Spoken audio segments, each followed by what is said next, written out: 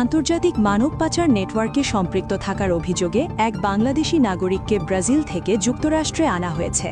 মার্কিন বিচার বিভাগ জানিয়েছে, ৩৯ বছর বয়সী সাইফুল ইসলামকে প্রত্যর্পণের পর টেক্সাসের লারেডোতে ফেডারেল আদালতে হাজির করা হয়েছে।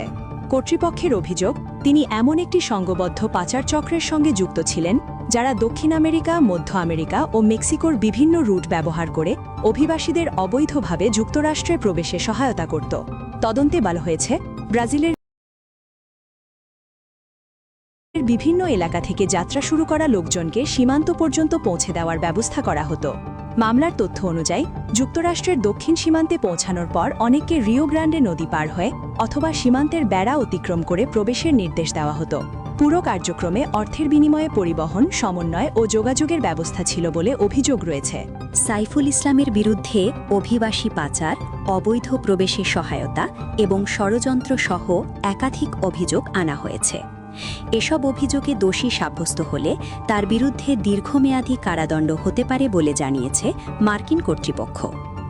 এ ঘটনায় তদন্তে যুক্তরাষ্ট্রের homeland security investigations HSI, customs and border protection, Interpol এবং ব্রাজিলের আইনশৃঙ্খলা বাহিনী যৌথভাবে কাজ করেছে। আন্তর্জাতিক সহযোগিতার মাধ্যমেই তাকে আটক করে যুক্তরাষ্ট্রে পাঠানো সম্ভব হয়েছে বলে জানানো হয়েছে।